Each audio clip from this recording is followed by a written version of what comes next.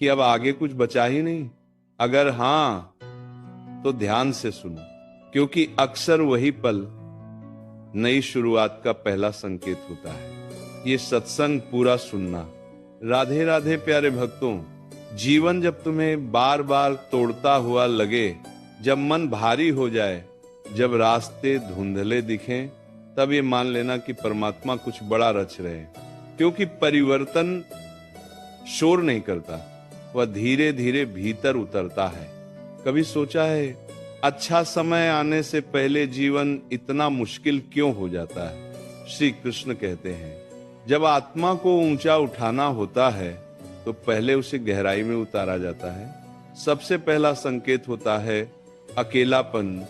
भीड़ में बैठे हो, फिर भी मन खाली है। लोग आसपास हैं, फिर भी भीतर कोई नहीं। क्या तुम्हारे साथ ऐसा हो रहा है? डरना मत, ये दंड नहीं है, यह चयन है।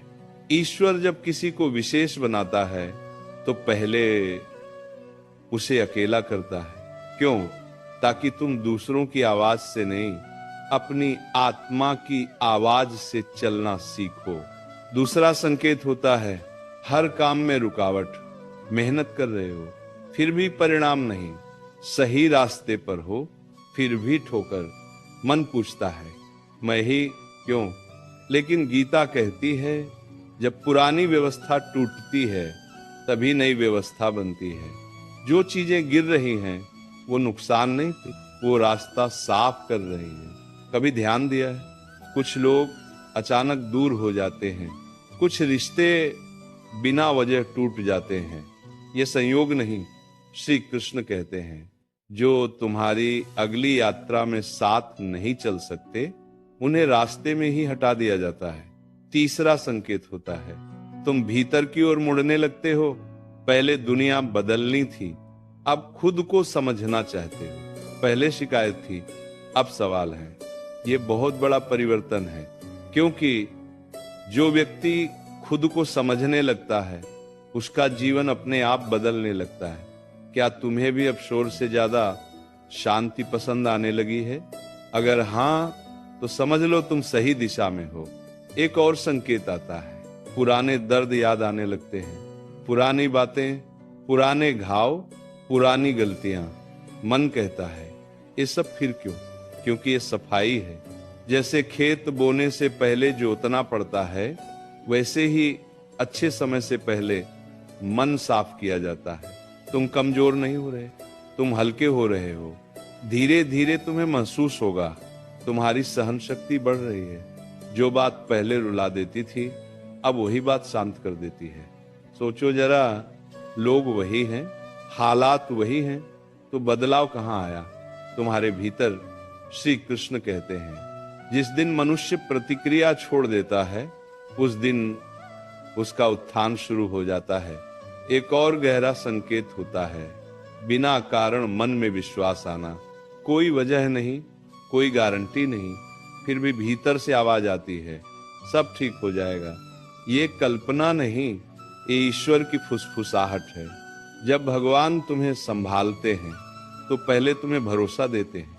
कभी ऐसा भी होगा कि लोग तुम्हें गलत समझने लगेंगे, तुम्हारा मौन उन्हें खटकने लगेगा, तुम्हारी दूरी उन्हें चुभने लगेगी। क्यों? क्योंकि तुम्हारा स्तर बदल रहा है। जो नीचे खड़े होते हैं उन्हें ऊपर का दृश्य समझ नहीं आता।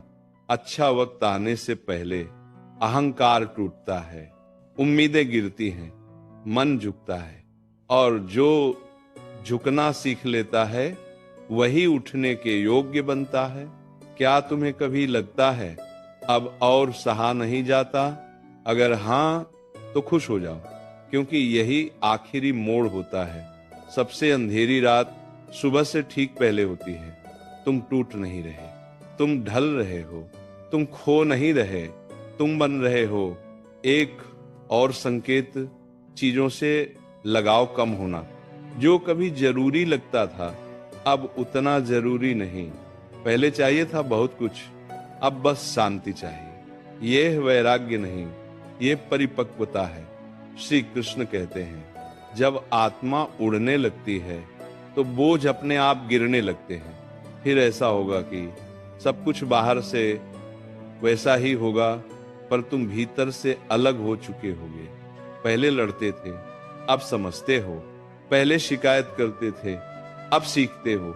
यहीं से जीवन पलटता है। अच्छा समय आने से पहले निराशा जरूर आती है। मन कहता है कुछ नहीं बदलेगा, लेकिन याद रखो, बीज जब मिट्टी में सड़ता है तभी अंकुर बनता है। अगर बीज बोल पाता तो कहता मैं मर रहा हूं, लेकिन सच में वह जन्म ले रहा होता है। एक और संकेत, मौन प्रिय लगने लगता है। कम बोलने का मन करता है। भीड़ से दूरी अच्छी लगती है। क्यों? क्योंकि भीतर का शोर खत्म हो रहा है, और जब भीतर शोर खत्म होता है तभी ईश्वर की आवाज सुनाई देती है। धीरे धीरे तुम्हें फर्क पड़ना कम हो जाएगा कि लोग क्या सोचते हैं। ये लापरवाही नहीं, ये स्वतंत्रता है। जो दूसरों की राय से मुक्त हो जाता है वही अपने भाग्य का निर्माता बनता है। अच्छा वक्त आने से पहले जीवन सहारे छीन लेता है, ताकि तुम जान सको तुम खुद ही पर्याप्त हो। जब तक तुम किसी और पर टिके रहते हो तब तक तुम्हारी असली शक्ति सोई रहती है।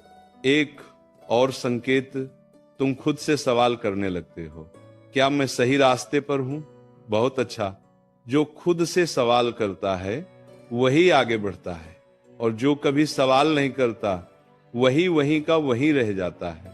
छोटे छोटे पल सुंदर लगने लगते हैं। सुबह की हवा, चाय की भाप, किसी की मुस्कान। श्री कृष्ण कहते हैं, जो छोटे सुख पहचान लेता है उसे बड़े सुख संभालने की शक्ति मिल जाती है।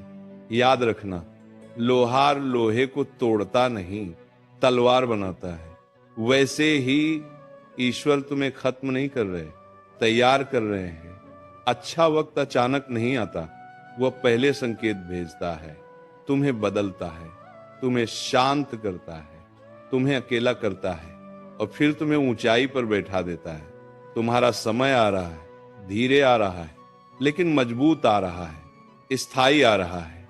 इसीलिए आज बस इतना करो, धैर्य रखो, मौन रखो, विश्वास रखो, क्योंकि श्री कृष्ण कहते हैं, जो प्रतीक्षा करना सीख जाता है उसी को सबसे सुंदर फल मिलता है।